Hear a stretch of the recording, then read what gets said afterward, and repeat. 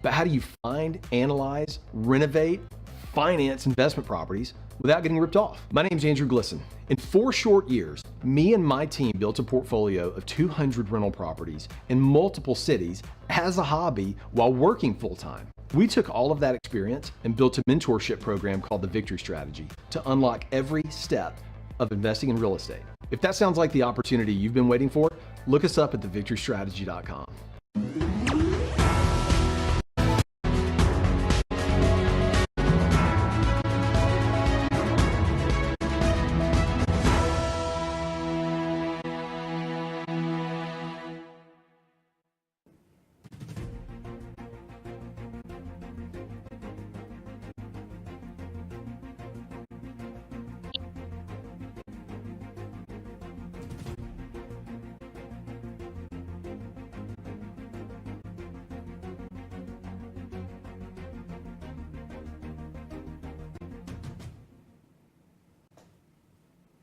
Hey folks, welcome back to another episode of Biz Talks. It is an amazing time. We're going to have a great time talking to entrepreneurs, business professionals, business owners that have been in business for quite some time, and they are going to be showcasing not only their expertise, but they're going to be talking to us about business in general.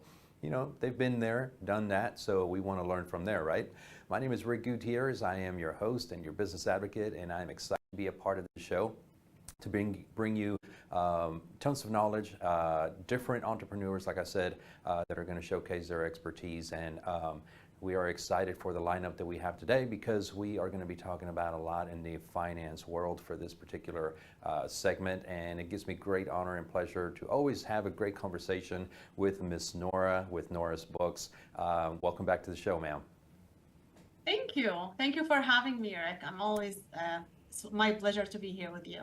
Absolutely. I think we always have a great conversation. Not only do you showcase your expertise in many different levels when it comes to bookkeeping and helping those business professionals, business owners, both in the nonprofit and the for-profit sectors. And so you're showcasing those expertise and giving them those tips, tricks, and insights when it comes to financing. They get a lot of insight from you. And so we're hoping that, you know, you get some phone calls and get some people call you so they can get all of their numbers in correctly before the year ends and all that good stuff. So welcome back to the show. I do have an interesting topic that I want to talk to you about today because I think it's really important that we learned how to maximize the financial transparency and accountability for nonprofits. So what do you say we talk about that? Yeah, let's go. All right, fantastic. So you are an expert when it comes to nonprofits, right? So they rely heavily on transparency in the financial, you know, through all of their practices. Transparency in the financial sector is quite important. So how do you help those organizations create a clear financial reports that build trust and with their donors, basically, and their stakeholders? How do you help them build trust through financials? Sure. Everything about nonprofit is public. So their financials are public. Their 990, which is their tax return, is public. You can find it if you go to the IRS website. You can look up any organization to see their 990, to see who did file that 990 for them, and a lot of more information. But the source document for that 990, which is their tax return, annual tax return, is really their financial statements, which is coming from the bookkeeping. So first step for anything. So I just want to tell the audience that I am not a bookkeeper. I am an accountant and a tax accountant, and I help business and nonprofits and many levels. But I talk a lot about not bookkeeping because it is the foundation for everything. If the books are not done correctly, everything else will be wrong. We cannot do projection, we cannot do accurate tax returns for nonprofits or any business. So that's why the first document, make sure it's correct, it's reflecting the way the IRS and the accounting principle, the GAAP, general accepted accounting principle, wants to see the financial statements for nonprofits.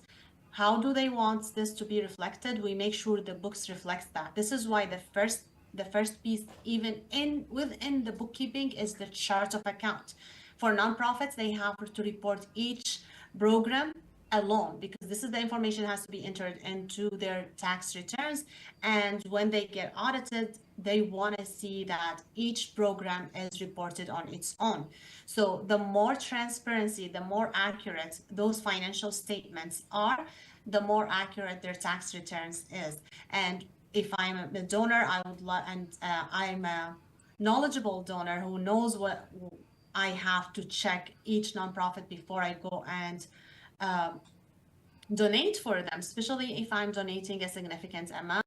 I need to make sure they are eligible, especially if I am looking to get a tax exemption of that from that donation, because this is not always the goal, but sometimes that's what the donors do. So they need to go check on the status of the organization. Usually the most reliable source is the IRS website, even though it's not mostly updated. So if you're looking, for example, for 2023 tax return right now at the end of 2024, it's not necessarily that you can find it. It takes them a while to upload it.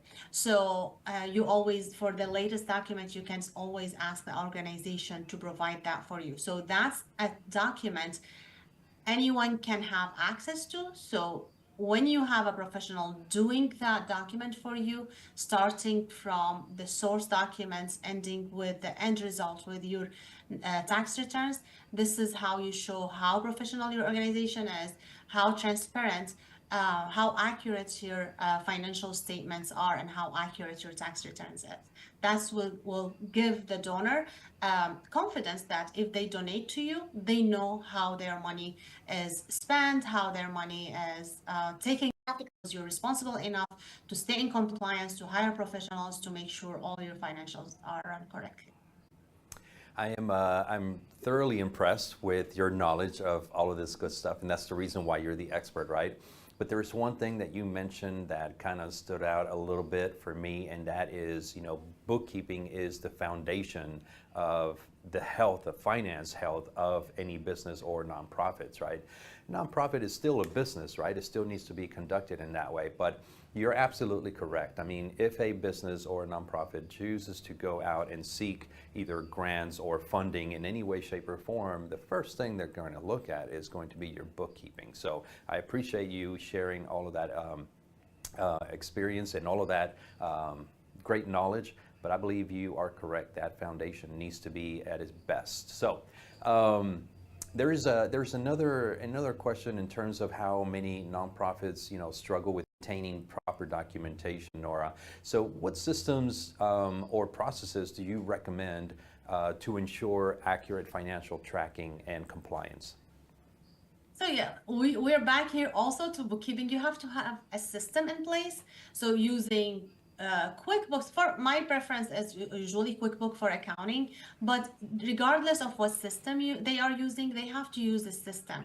And it's not only their PayPal account, it's not only their bank statement or their credit card statement. It has to be that document they have, the financial statement, their bookkeeping. So that's going to help them maintain an accurate records, because if they're just using an Excel sheet, relying just on what's in their bank accounts statements, that's not going to reflect anything correctly. That's going to make them miss a lot of documentation, miss a lot of things. I always recommend that they keep everything in the cloud, for be it Google Drive, be it Microsoft OneDrive, anything that is on the cloud, so they don't lose. Using a system for bookkeeping, using a system for donor management. And I don't recommend that they use the same system for both unless there is a system what really can specialize for both. But usually, like, those mixed system does not give what you need from them. And you cannot really manage your donor through just your accounting system accurately, even if you are tracking them this way, because you want to make sure you send them an thank you letter, you're communicating well with your donors. So all of these tools will help the nonprofits maintain a good record keeping. Also, the main documents for the organization, for example, the state registration, the EIN number, the determination letter, which says like when is your calendar or fiscal year, when do you have to file. All of this information needs to be stored in the cloud. You can always have a copy in your office in a secure place, but you always want to have a backup just in case. You never know what happens. We see, you know, the hurricane, people don't know what's going on in their home, like if they can go back to a home with destroyed records or not. Always to have that backup in the cloud for and available for you to share with professionals, or when you apply for grants, or if a donor asks you for the documentation or something they need to verify your eligibility to receive a tax exempt status. You want to have that handy, easy access. You do it in a minute. Yeah, absolutely. I think, QuickBooks is probably the most popular platform out there, right, for bookkeeping and whatnot, but there are other systems out there as well. So would you agree that anyone watching that is looking into starting a business and knowing what's the best system out there, consult with your bookkeeper or your accountant so that they can direct you in the right way and what system, what process to use that's going to be better for your business. If there's, there's a niche for your particular services or products. But Nora, you are an accounting expert, right? So what are some of the common financial pitfalls you see nonprofits fall into, and how can they avoid them? So a lot of things, like they don't record their program separately. So they do the expenses all together, they do the income all together. They don't separate between financial, like the income for each program, and they will need that when they file for their 990. So they have to do that. They don't separate their gifts. There are restricted gifts and unrestricted gifts. So they don't know how to separate. They don't know how to do reconciliation, which they are not expected to know how to do that. That's why they have to use the help of a professional. So all of these things, like they do need to take care of with a professional. Also, a lot of issues comes from we don't know if we have to file. I've been seeing a lot of people now lately. This is why I started making a lot of content about, even if you do not have any activity in your nonprofit, you still have to file tax returns regardless, because this is an informational return. And I've seen a lot of nonprofits lose their exempt status after they worked hard to get it, because they did not file 990, just because they didn't know. They think they haven't been active. That means they should not file 990, which is their tax return. But unfortunately, this is not the truth. This is an informational return, and IRS wants to know whether you have an activity or not. So you still have to file before you get the tax return or the exempt status revoked, because they will revoke it automatically, and you will have to reapply for the exempt status. This is the most common mistake. And then also don't have the professional working on their books. They don't consult with people who really know what they have to do.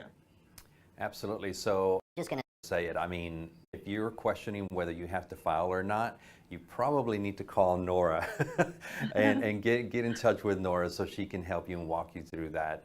Because if you're questioning whether you need to file or not, you need an expert to help you and guide you. So Nora, we've come to the end of the segment. We appreciate you being here again and sharing your knowledge. It's always a great time having you.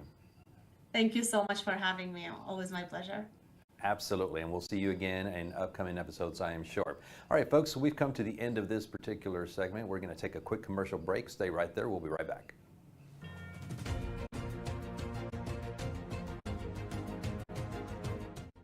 Do you have diabetes? If you have insurance, you may qualify for a new continuous glucose monitor. With a CGM, you can continuously track your levels and trends, spend more time in range, significantly lower your A1C, and share important data with loved ones and caregivers. Most importantly, a CGM eliminates the one thing most people with diabetes hate: painful finger sticks. Take charge of your health. Order your new continuous glucose monitor today. If you use insulin and have seen your diabetes care provider within the last 6 months, you may qualify for a CGM today. We'll do all the insurance paperwork and deliver your new CGM at little or no out-of-pocket cost to you. Medicare and most insurances cover continuous glucose monitors, so don't wait. Have your insurance handy and call the CGM Health Hotline now. Are you nearly maxed out on your credit cards? It doesn't matter if you're using your credit cards for fun or to survive. At the end of the month, your statements come in, and you can either pay them or you can't. If you can't, late fees and interest rates get tacked on. And now you're struggling just to make the minimum payment due. Do you feel trapped? Am I talking to you? Good, because I personally researched companies that can help you. They may be able to reduce your credit card balances by 50% and stop the late fees. If you qualify, please call our special debt hotline number right now for a complimentary free 5-minute consultation. Deal with your credit card problem now before it gets much worse and put more money back in your pocket. Trust me, I've been there too. Call right now.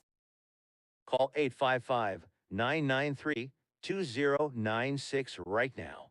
That's 855-993-2096.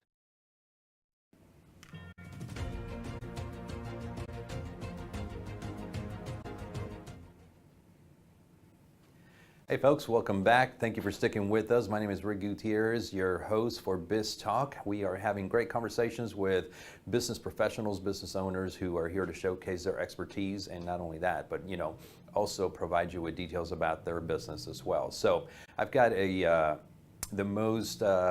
of the most important guests that are on our show. They're all important, but this one in particular is because he's driving technology forward, and it's just here to stay, and that's the AI world.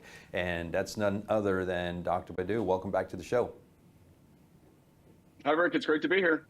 Great to have you, sir. And it's always a great time, great conversations. We learned quite a bit every time that you are on the show because, AI is here to stay.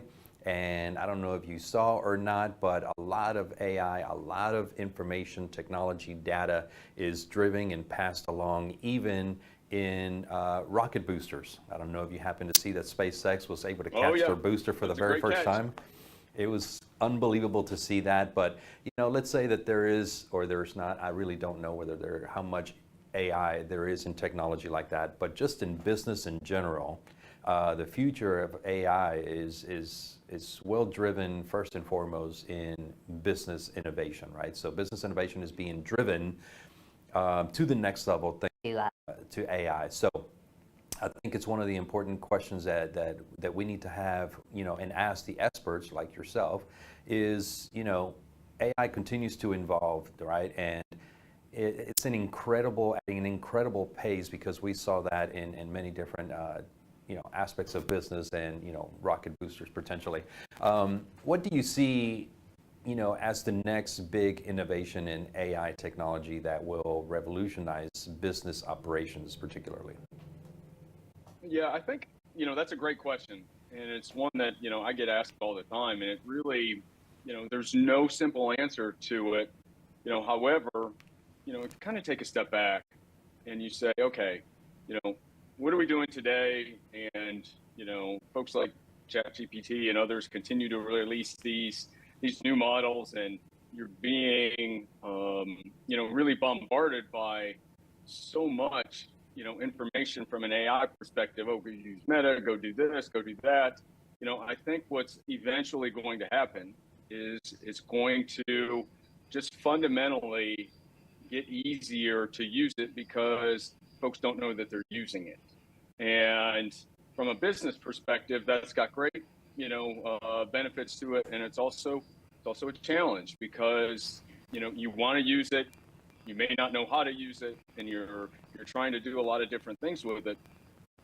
It's great that you can buy a piece of software potentially that will do all that stuff for you, and all you have to do is maybe put in a few numbers or maybe put in some stock, information, or whatever your business is. And, that's great. But the challenge is always going to come down to trust, and it's going to come down to those kind of things. And so that whole user interaction is going to get easier. It has to. Otherwise, we're going to be in the same place that we are, from 2 years from now. Even though the models have advanced so much, that doesn't mean that people are going to be able to use them any easier. So I think that whole interaction, that's really going to redefine the utilization of that, and then that's where I think we've got a lot of work to do. Absolutely, and I think business operations. The more that those folks use AI in business operations, it's just like you mentioned, it's going to get better and better because of the information that we're giving it, right? You can't treat it like a regular, typical search engine. It's looking and it needs, particular information in order for it to operate and give you exactly what you're looking for. So I appreciate you sharing that. And it's what they say, garbage in, garbage out type of situation. You have to give it the right information. So as more and more businesses adopt AI solutions, how does Harmonic AI ensure that its technology remains user-friendly, for companies without advanced technical knowledge, for example? Yeah, we start at the interface. We start at, what does it take for a person to want to use it? One, how can we make it relevant to their business case? And then two, what's that interaction got to be like in order for them to trust it? See, the problem is, oftentimes you have a user, and it goes all the way back to the beginning of time, for goodness sakes. Anytime somebody tried to make something easier on themselves, how many times did they double check it? Probably a lot, right? And so, you think you've got a great solution and you're doing it and you're skipping a whole bunch of steps, and then what do? You do it, it worked, you're surprised it worked, and then you go back and recheck all your steps again. Well, AI is no different, right? But the harder part, though, is around the trust piece. If you have somebody that is using the tool and they work, it accelerates everything that they're doing, but then they start to second guess themselves, and then they say, I don't think the AI is doing this right, because it shouldn't be able to go that fast. I'm going to go back and check by hand what it did. You're going to spend twice the amount of time that you were spending before you started to use AI. So, we are looking at those sort of things to say, how can we make it very easy for a user to interact with it, not use it, interact with it? How can we make sure that the AI is providing enough confidence, enough information, enough, metrics, statistics, whatever you want to call it, so that that person feels comfortable as they're using it and they don't have to double check the work? And the only way that you can do that is really through giving them the right information at the right time at those decision points that they have to do. And then, they feel very comfortable in either moving forward with that AI decision or moving forward with their own decision. But there's so many different things that you can use AI to accelerate at the same time. Then, it's that interface. It's, I call it a symbiotic relationship, right? Because you are plugging in to the AI. You want the AI to plug into you. So you want to understand what it's doing. You want to make sure that it understands what you're doing. And then when you're working as one to solve a problem, then that's when you really, can really take off and accelerate what your capacity to do work is. And that's our fundamental principle right there, is how do we make it so that users can, feel great about it, get the right information, and really accelerate what they're trying to do. And because otherwise, if we would be no different than anybody else if we were doing it, the same way, and just trying to drive a model down somebody's throat and say, oh yeah, mine's faster now, or knows more. If you don't know how to use it, it doesn't matter how much it knows. That's the underlying principle that a lot of folks forget about. And, I think that's part of the reason why there's a lot of struggles that are going on with companies today, because they're so focused on the models themselves, they forget about the human aspect of it. Yeah, absolutely. I agree. And with that said, I mean, I wonder, what industries are currently seeing the most significant benefits from AI integrations? Well, that's a great question. There are a few that are really starting to really take off. I would say that the healthcare industry is starting to realize that there are a lot of things that they can do around insurance. There's a lot of things that they can do around patient relationships, call centers, those kind of things that they are really starting to embrace it, and they're going to start to take off more. Your traditional call centers and service desks and those kind of things are, continuing the path that they set forth really about a couple of years ago when they first started releasing these tools. But then you've got some other ones that are really starting to learn how to use these tools. The pharmaceutical industry, the bio industry, the biotech industry, I would say. And again, I think Elon showed a lot of folks yesterday. There's really no limit to what you can do when you are teamed with some sort of automation or AI to push that forward. I've always said I have not found one industry where somebody cannot use it to do their job better, faster, and cheaper. And I think that's going to continue for a while. Yeah, no, I think it's just a cool thing about AI. It's got so many different facets that it can be used from an office environment all the way out to manufacturing to healthcare, as you mentioned. And it's just amazing its capabilities and what it can do, right? So, yeah, absolutely.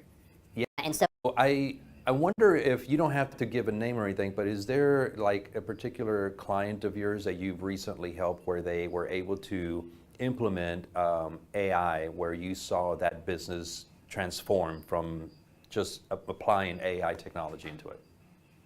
It's not so much that they transformed, but they actually were able to outsmart their competition a little bit. Unfortunately, I can't say the name.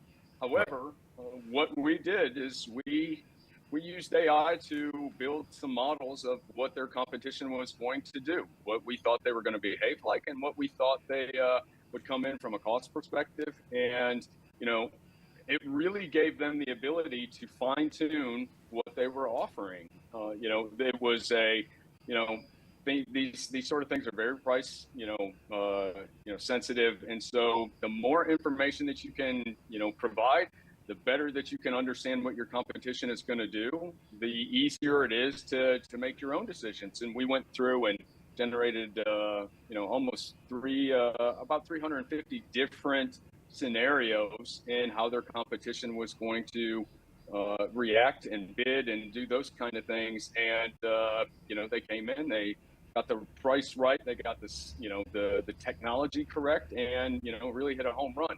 Those kind of things, are easy for AI to be able to handle, whether it's the back office information, whether it's, being able to facilitate better relationships, better understanding of your competitors.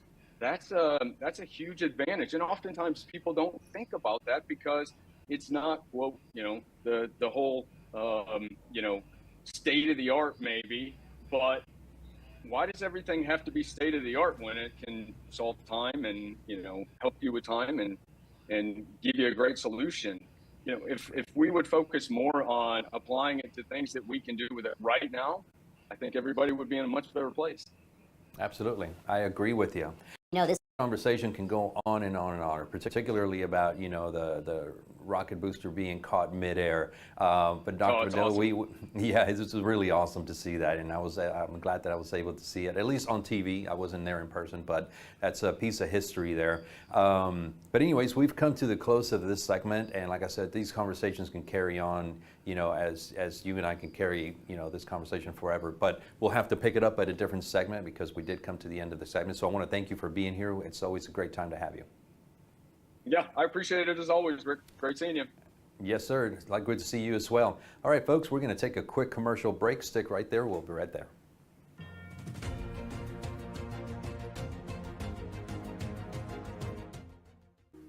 Do you have a car sitting around you want to get rid of? Well, here's a great idea. Donate your car now to help local veterans in your area. Yes, just make one fast call to the Veteran Car Donation Program. Within a few days, we'll come and remove your car for free. You can donate any car in any condition. We'll use our vast network to sell it. The proceeds raised go to help local veterans and their families. And you get a tax deduction. And all you need to do is make this free call. Clean your yard up, get rid of an old car, and help the vets. We make it easy.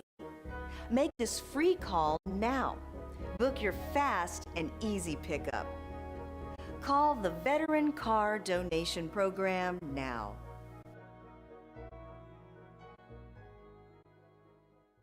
Are you nearly maxed out on your credit cards? It doesn't matter if you're using your credit cards for fun or to survive. At the end of the month, your statements come in, and you can either pay them or you can't. If you can't, late fees and interest rates get tacked on. And now you're struggling just to make the minimum payment due. Do you feel trapped? Am I talking to you? Good, because I personally researched some companies that can help you. They may be able to reduce your credit card balances by 50% and stop the late fees. If you qualify, please call our special debt hotline number right now for a complimentary free 5-minute consultation. Deal with your credit card problem now before it gets much worse and put more money back in your pocket. Trust me, I've been there too. Call right now. Call 855-993-2096 right now. That's 855-993-2096.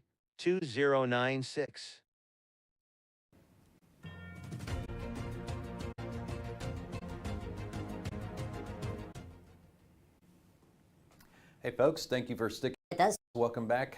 We have great conversations with tons of different business professionals, business owners that have been in business for quite some time. And my next guest is no stranger to the show, but when I tell you that his family has been in business for a very long time, I'm talking about well over 100 years in existence in the wireless communications sector. So on communications, just period. So Mr. Jim Bradfield, welcome back to the show, sir. Thank you for having me, sir. Appreciate it. Absolutely. It's always a great time having you. I think we have great conversations. Now, you don't only educate me, but you educate everyone that's watching in terms of how and or why don't necessarily understand the whole background as to, you guys, you and your family have been in business for over 100 years. But 100 years ago, communication was completely different from what it is now. And so it's come a long ways, and thanks to the innovations and the amazing business that you guys have had for a long time. So I have some questions that I want to go over with you, because I think these questions are going to set really well with our audience to learn more about not only you and your company and your family, but also just in the world of communication and wireless networks, just all the way around. So what do you say we get started? Let's go. All right. So again, thank you for being here. We have the privilege to talk to many business professionals, and I'm just happy that you're one of them, Jim. But we've discussed in previous segments, your family have been in business in the wireless industry for about 100 years. But we have also discussed, wireless networks supporting robotics in agriculture. What are some of those examples of how robotics are used in the agriculture sector, and how are they supported over a wireless network? Yeah, well, it turns out that, almost everything is being automated, as we've spoken before. We're talking about everything, everything that you can imagine. There's not only trains, planes, and automobiles and things like that, but actually farms are being automated, and that's kind of an interesting thing. What's happening is that there are farm bots, they call them farm bots or ranch bots or whatever, and these things are connected via wireless network. They can be connected via SAT or a cellular 5G or a private wireless network, and they control almost everything that you do on a farm. In fact, one of the things that we've noticed is that there's everything from the pump controls to the rain gauges to the the feed troughs to, water monitoring and all of those kind of things. They also control things on the farm, the ranch, the actual equipment. They have automated, just like they do in factories, they have automated equipment that actually goes out and chops down the fields, and harvests and things like that. So they have automated harvesters, they have automated, tractors and vehicles, autonomous vehicles and everything. And, they have automated milking systems and, just about anything you could ever imagine being automated. On anything that's working on a farm can be automated. So, and there's a lot of things to that. And one of the biggest problems, that they have is, well, they have a little problem with security because nobody knows how to do that. So, Right. It's tough on a farm, right? Yeah. Well, it used to be much tougher, I would say, in the farming industry, because I happen to have a brother-in-law whose family is in the farming industry, and I had the privilege on going on board on one of the latest and greatest, John Deere combines out there. And boy, those things are amazing. Technology has come a long ways, even in farming, and the equipment, as you mentioned, because talk about wireless networks. I mean, this thing will basically drive itself based on GPS location. It won't go through the same area where it's been before, but it's technically the operator there is there just to make sure that everything goes well. But for the most part, a lot of pieces of equipment, due to wireless technology, they pretty much operate themselves, right? So it's a pretty interesting thing to see as time evolves and communication and wireless networks, get better and better. But with that said, Jim, I mean, there's got to be some security risk, right, and concerns with implementing a lot of operating some of these systems over wireless networks, especially in an environment where those users may not be as sophisticated or trained in cybersecurity. And they say, specialized personnel in a warehouse or in a manufacturing industry. What can you discuss in these types of risk? I mean, and are there breaches that these folks need to be concerned about, or maybe something like that? Let's talk about that in a minute.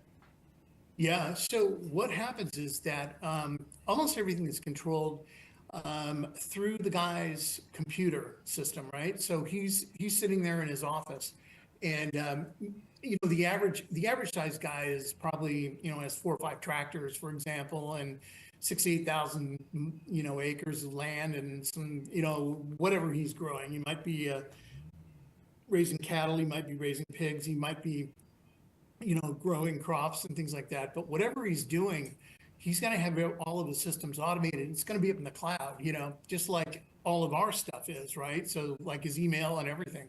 One of the things that happens is these guys, they're subject to phishing attacks, and in in a warehouse or another environment, you get a lot of training all the time, right? With your management. Your management says, hey, let's practice on this, cybersecurity training and all that. Not so much on a farm. The farmer is getting up at 4 o'clock in the morning, and he's making sure all of his stuff is going. And like you said, the computer in the cloud is showing all of his locations where his farm has already been cropped and where everything has been worked on. And what happens if that gets hacked, because there's no security, there's hardly any security at all for him. He has probably no wireless security on his network. He probably has absolutely no security anywhere in his network for anything. And what happens is he does a phishing attack or something like that. Malware gets in there, whatever, and it can shut down the entire farm. Worse, it can even cause accidents. It can cause tractor accidents. It can cause accidents where they actually have drones and things like that go over and they'll fertilize fields and other kinds of things. They do a lot of things with drones now. And if this stuff gets compromised, it's just like taking over a car, right? Or, some factory equipment, it could go fly anywhere and, and ruin the crops. And one of the things that's coming up is that, guys are guys are finding, isolated incidents of their milking machines that are autonomous, and the autonomous machines get hacked, and whoops, the cow dies. I mean, they pull on those udders so hard and they could tear them off. They kill the cow. I mean, that's a bummer. But if it's an isolated incident, well, that just means that somebody's practicing, right? Right. So these guys are, some of these guys have been hacked pretty badly. And, there's a real big thing with the agricultural department, said that a cyber attack could be way worse than COVID-19. And there's no cyber rules or really no cyber rules governing the food and agricultural business. I mean, and that's a fifth of the U.S. economy. That's a lot, and JBS was hit with a Russian linked ransomware that canceled, just basically shut them down. And they're a giant beef and food processor, right? And they ended up having to pay, I don't know what it was, about $10 or $12 million in Bitcoin, and that's really a lot. And it's the same thing from New Cooperative and a few other grain people and things like that. So guys are really getting hacked. They're really subject to attack. And really has to happen is we have to kind of, there's a whole new market out there to go and train these farmers, and Right. It's okay to train a mid-level farmer, because if you have a bunch of them that you do, it's like almost like an MSP in the business world, in the network world, right? You're I don't know what you would call it, but MSP for farmers. And I mean, right now they have agro-terrorism. I mean, there's been an agro-terrorism since the 6th century BC against crops and things like that. That's how you used to shut down an entire city and cripple them, right? And cripple their government. You used to mess with their crops. Well, that's what is kind of happening now.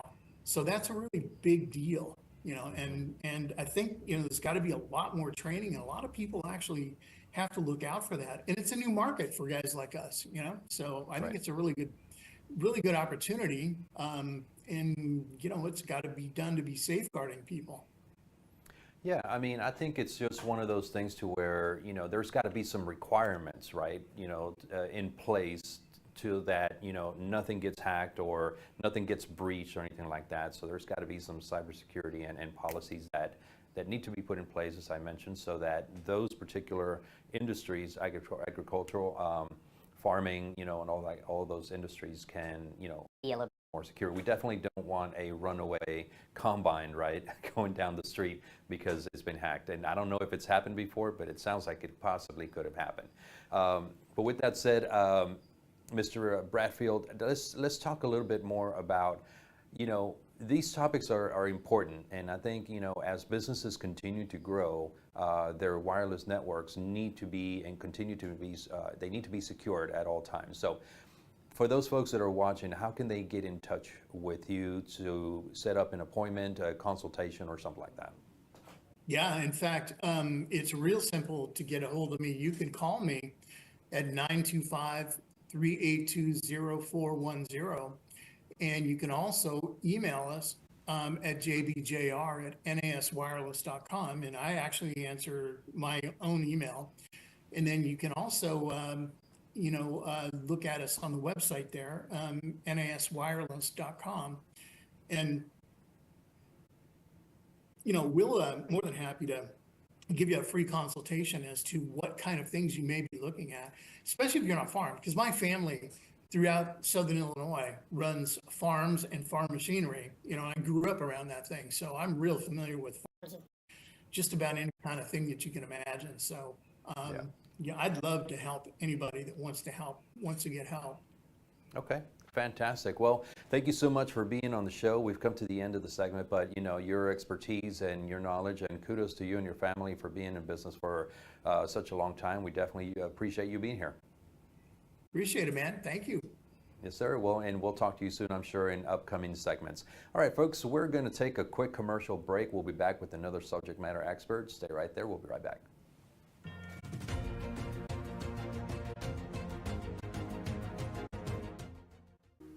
Do you have a car sitting around you want to get rid of? Well, here's a great idea. Donate your car now to help local veterans in your area. Yes, just make one fast call to the Veteran Car Donation Program. Within a few days, we'll come and remove your car for free. You can donate any car in any condition. We'll use our vast network to sell it. The proceeds raised go to help local veterans and their families. And you get a tax deduction. And all you need to do is make this free call. Clean your yard up, get rid of an old car, and help the vets. We make it easy. Make this free call now. Book your fast and easy pickup. Call the Veteran Car Donation Program now.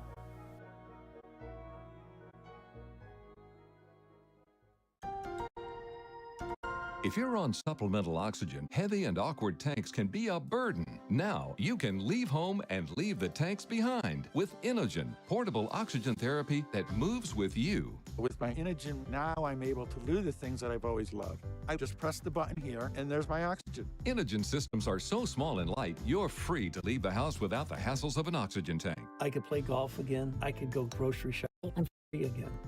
With the Inogen, I can handle my own oxygen. I can carry my own oxygen. I go anywhere with this. Look how small it is. And right now, you can try an Inogen portable oxygen system for 30 days risk-free. Call us right now. If you qualify, we'll send you an Inogen system to use for 30 days risk-free. Your insurance may even cover your new Inogen system. If you're on oxygen, you need to be using an Inogen. Call 800-367-1753. That's 800-367-1753.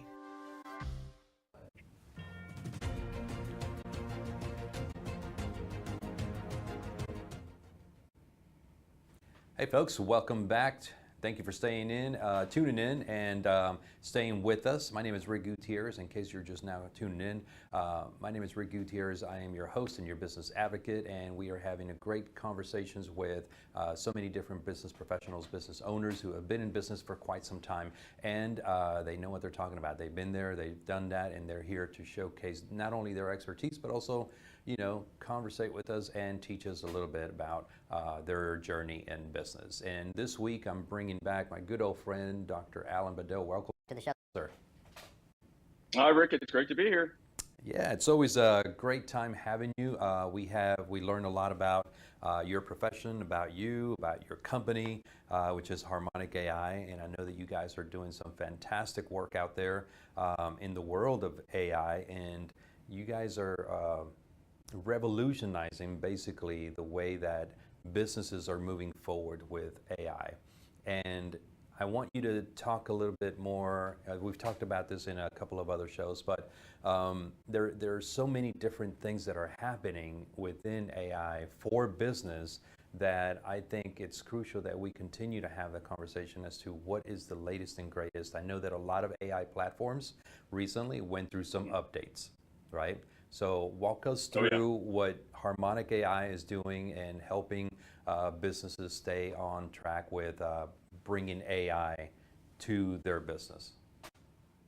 Yeah, and it's great timing too, because there has been a little bit of pushback, from the business community on the amount of money in some cases and the effort that some companies have spent trying to just say that they do AI, get out in front of it, those sort of things. And folks are, starting to worry a little bit that they're not going to get their return on the investment that they have made. And, I'll tell you from my perspective, a lot of that is driven by overpromises, the inability to deliver some of the things that they were promising. And like we always say, and like we talk about on here, do things that are, really fundamental to your business. Do small steps, take small steps, bite off little chunks of the apple.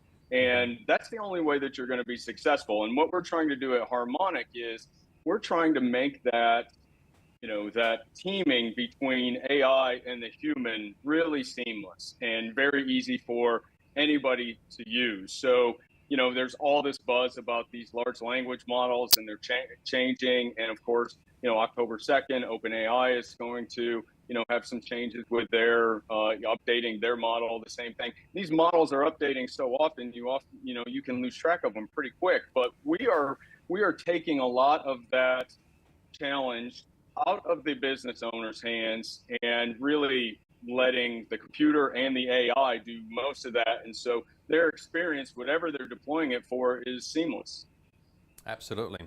And I think you hit the nail on the head when you say that platforms like OpenAI is going to have some updates here soon, but it's not only going to impact those small businesses, potentially large businesses as well that drive from AI nowadays. As we continue to use it more and more businesses are using AI to continue their business. Talk to me a little bit about the work that you guys have done in a commercial and federal clients.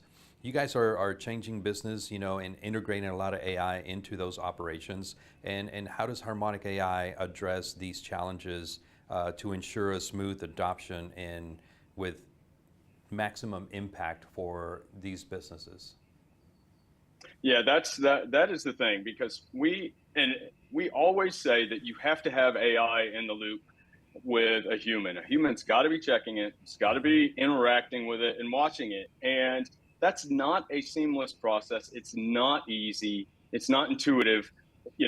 Most of the time people want to treat it just like they do Google, and you're not maximizing what its true capabilities are. And what we're doing is we're trying to make it very easy to hit a few buttons, get the answer that you're looking for, and then be able to verify that the answer is correct, or at least whatever the confidence of the AI is in what it's doing. And we're getting ready to roll out a product on the insurance side. Very excited to talk about that, especially with all the events that are taking place. And honestly, it's 8 clicks of a button. You can have an answer for that. And there are 9 different types of artificial intelligence that we have built into the platform. And that's the exciting thing, because the user doesn't need to know that, because they're really going to be intimidated often. All they need to do is say, okay, you know what? I'm going to hit these buttons. I'm going to follow the directions. The AI is going to present information to me that I can say is good information or it's bad information. And if it's bad, we start over. If it's good, then you keep going. That's the kind of interaction that you have to have from a user. Absolutely. You're right. When people think that they can just, treat it like any search engine, you're going about it the wrong way. If that's what you're using it for, it is definitely not that. Talk to me a little bit about the work that you guys are doing in hyper automation. That is a term that I've seen maybe a couple of times, but you guys are doing some really great work, AI related to hyper automation. Can you elaborate on that a little bit? Yeah, that's where you are taking things that can be automated. Think about insurance claims and the amount of repetitive work that goes on with things like that. That's something that can be done by a computer that does not necessarily need to have AI. Does have to have automation to be successful in that. When you start to stack up different technologies, for instance, automation with AI, with the human, where not only are you doing the insurance claim, you're doing the billing, you're doing the checking of the patients to make sure they're pre-authorized, you're doing all these other things. It really starts to allow you to do more complex workflows. But then when you take a tool like we have built and you put that on top of it, then you start to be able to solve system problems, where you're using a lot of different AI models. You're attacking a problem from a whole bunch of different perspectives. You're biting off chunks that that you can solve, and then you are able to put all those things together and get an answer to a complex problem that you weren't able to do before, all while a human is interacting with it in something that is very easy for them to digest and understand. That is that is what our end goal is. We're not trying to build large language. Well, let me take that back. I do, because it's fun and I like to see what I can do with it. Right. But as a company, we are not trying to build large language models and things like that, because there are so many other players out there. We're just trying to make it easy for the user to understand how they can use them and where they can apply them. Yeah, no, I totally agree with you. We got to leave those experts, to do that with us, and we are the experts for our consumers, our business owners, and that's how we can help them, and to focus on what we're good at. There is a question that I was asked maybe a couple of weeks ago, and I said to that person, you know what? I don't know the answer, but I do know the expert in AI that I can ask. And the question was, from different vertical markets, it could all have different percentages, right? So we're talking about a percentage-wise. A percentage, what type of percentage would you say, for example, the manufacturing vertical market, is that vertical market using AI? Are they using 20%, 30% to automate their business? And then share a little bit more about different vertical markets and what type of percentage they're using AI.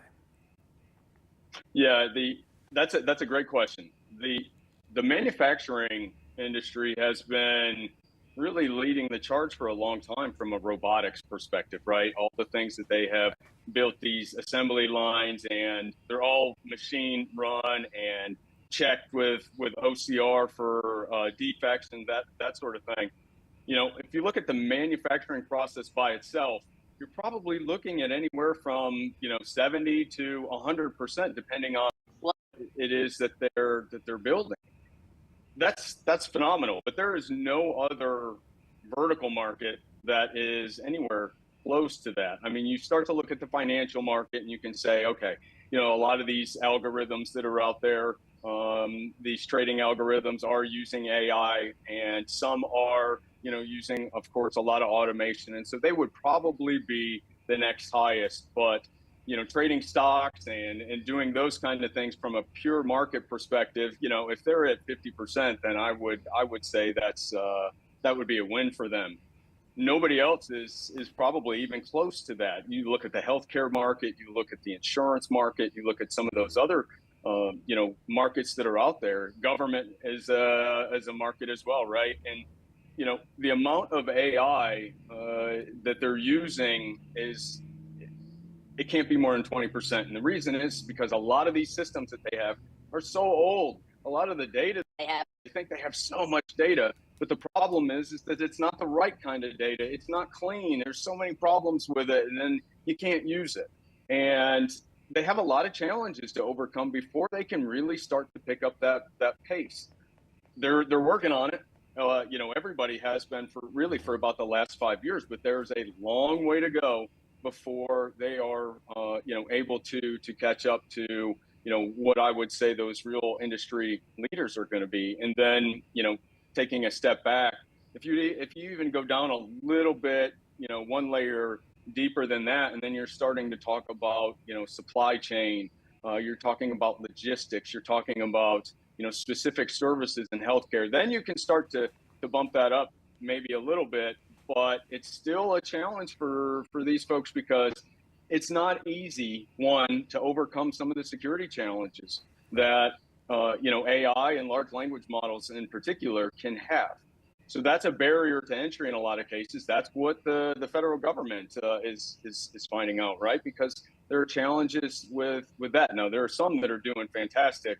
DOE, of course, the DOD, they are really leading the charge. NASA is another good one. But there are still a lot of challenges to get things done very quickly and get new models integrated. But then the rest of them, it's the same sort of thing, but it's even harder because of the nature of the business, the nature of the industry not wanting to change. So there's a lot of barriers to overcome before they really can start picking up steam, and it's slowed some things down significantly. But I think eventually they're going to see the benefit, and it'll start to pick up pace. I think so. I think you're right. I mean, AI has come a very long ways in a very short amount of time, But we are still in the era where what you call bad data, I call it paper data. So it's information that is still on a sheet of paper somewhere, and it has not been digitalized. And that data That's right. is it's hard to read for AI to read that data because it first needs to be digitalized, right? Yeah, and it's like trying to read a signature and things like that.